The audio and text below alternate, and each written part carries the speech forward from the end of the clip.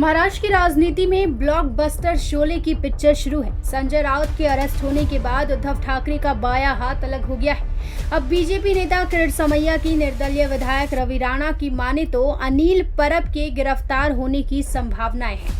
अगर ऐसा होता है तो उद्धव ठाकरे की हालत शोले के ठाकुर जैसे हो जाएगी। आगे बीएमसी का चुनाव है, ऐसे में शिवसेना के ठाकुर को अपना अस्तित्व बचाने के लिए जय और वीरू की जरूरत है। संजय राउत उद्धव ठाकरे की जुबान थे, वे जो बोलते थे समझिए वो उद्धव ठाकरे बोल रहे थे, या इससे आगे जमकर समझिए तो उद्धव ठाकरे भी जो बोलते थे वो संजय राउत के ही शब्द हुआ करते थे।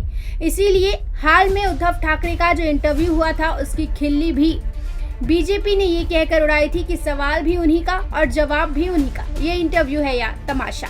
अब अगर दापोली रिसोर्ट से जुड़े मामले हो या अन्य आर्थिक व्यवहार में गड़बड़िया वाला मामले, तो अगर संजय राउत के बाद अनिल परब भी मुश्किल में जाते हैं तो उद्धव ठाकरे की शिवसेना का क्या होगा?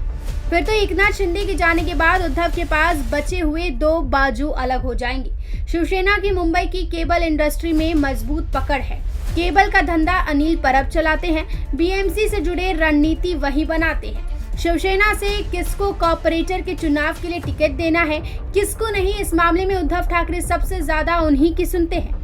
अनिल परब चले गए तो ये रणनीति फिर कौन बनाएगा? यानी संजय राउत के अरेस्ट होने के बाद अनिल परब भी चले गए तो जुबान भी गई और कमान भी जाएगा। उद्धव ठाकरे के पार्टी प्रमुख बनने के बाद शिवसेना में उद्धव पार्टी के नेता बनकर कम सीईओ बनकर ज्यादा रहे।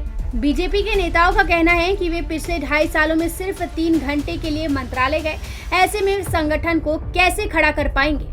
शिवसेना में कुछ लोगों के हाथ में कमान थी, वही पार्टी चला रहे थे, उनमें संजय राउत भी थे। संगठन तो शिंदे ले गए हैं। ये बात अलग है कि उद्धव कैंप के कुछ लोग कहेंगे कि संगठन का मतलब सिर्फ विधायक और सांसद नहीं होते, हजारों लाखों कार्यकर्ता होते हैं। पर इतना तो मानना ही होगा कि कार्यकर्ताओं को नेतृत्व देने वाला नेता ही होता है। एकनाथ शिंदे के पास जो था, जितना था, संगठन उन्हीं के हाथ था। न सिर्फ थाने बल्कि महाराष्ट्र के ग्रामीण इलाकों में संगठन पर पकड़ रखने वाले एक वही थे। अब बचता है मुंबई का आखिरी किला। यहाँ से अगर अनिल परब भी चले जाते हैं तो शिवसेना की पकड़ मुंबई से खत्म हो जाएगी।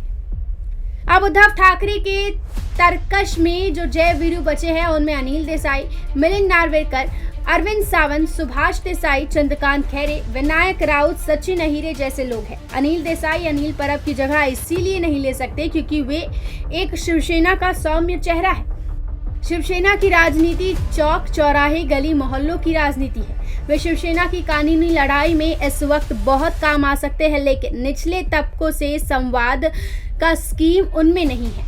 अरविंद सावंत प्रवक्ता के तौर पर कुछ हद तक संजय राउत का विकल्प हो सकते हैं। अब ऐसे में अस्तित्व को बचाने की लड़ाई शुरू है।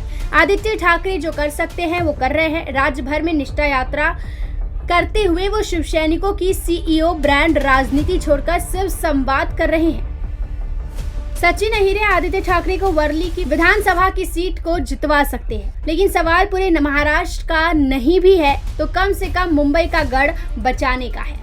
ठाकरे इस वक्त पूरी तरह सोच में पड़े हैं, अकेले हैं। आज शिवसेना को नए जय वीरू की जरूरत है, वरना गब्बर बीएमसी निकाल ले जाएगा।